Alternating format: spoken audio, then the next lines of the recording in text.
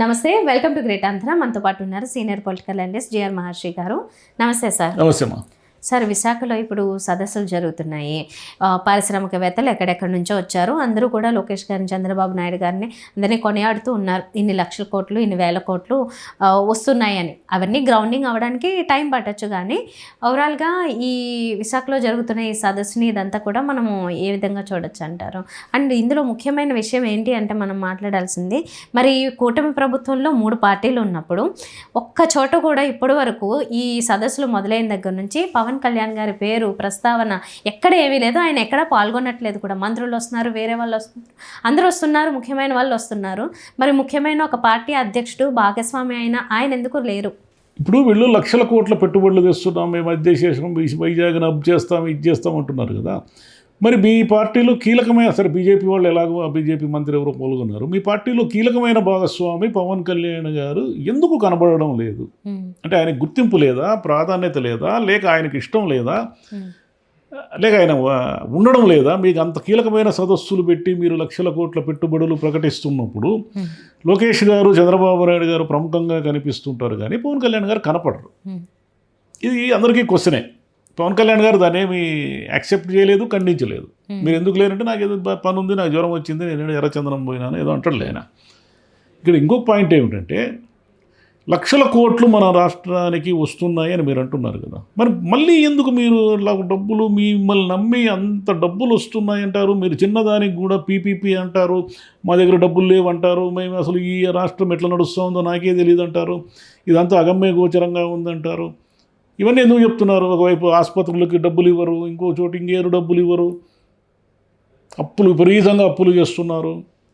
మరి మీ ప్రభుత్వానికి ఉన్న గుడ్ విల్ మీద మీరు లక్షల కోట్లు తెస్తున్నప్పుడు బీజేపీ ప్రభుత్వం నుంచి కూడా కొన్ని వేల కోట్లు, లక్షల కోట్లు గ్రాంట్గా తెచ్చుకోవచ్చు కదా ఆంధ్రప్రదేశ్ అభివృద్ధికి. అయ్యా మీరు పోయినసారి మీరు చెప్పారు కదా, స్పెషల్ స్టేటస్ అన్నారు, అదన్నారు, ఇదన్నారు, ఏమీ లేకుండా పోయింది మాకు, ఈసారి అన్న డబ్బులు ఇవ్వండి అయ్యా స్వామిని అడగచ్చు కదా.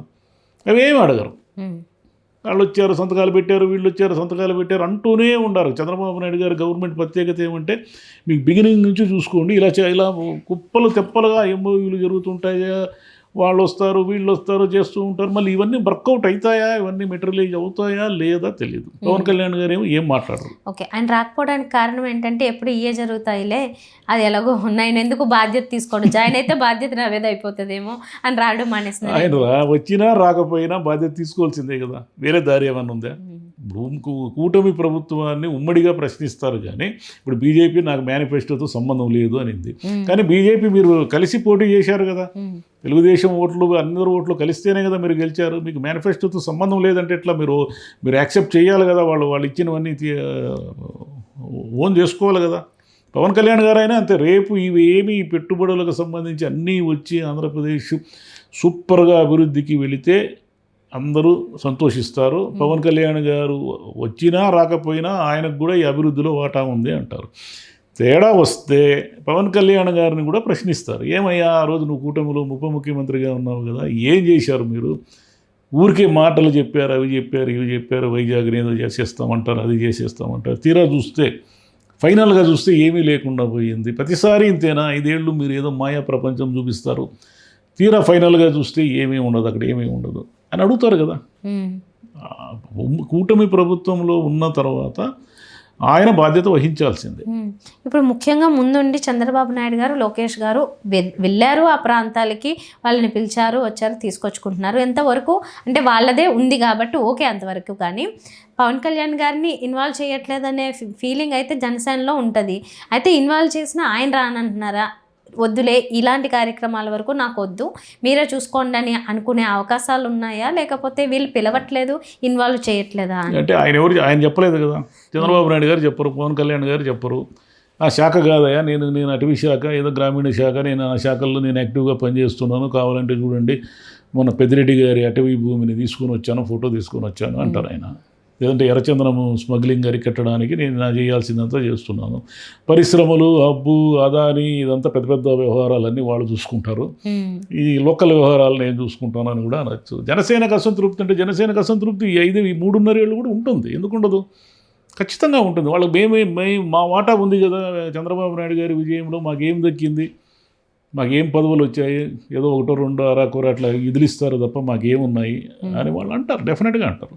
అవును. ఈ అసంతృప్తులు చూసినా లేకపోతే ఇప్పటి నుంచి ఆయన ఏదో పక్కన పెడుతున్నారు, ఇన్వాల్వ్ చేయట్లేదు అన్న టాక్ ఏదైతే వినిపిస్తుందో ఇది కంటిన్యూ అయితే మాత్రమే ఇంకా తర్వాత 3 ఏళ్ల తర్వాత ఏముందిలేండి, చివరిలో మళ్ళీ చంద్రబాబు నాయుడు గారు నచ్చ చెప్ప అది చెప్పి ఇది చెప్ప మళ్ళీ కూడా తెచ్చుకుంటారేమో. పవన్ కళ్యాణ్ గారికి ఆప్షన్ ఏమైనా ఉందా?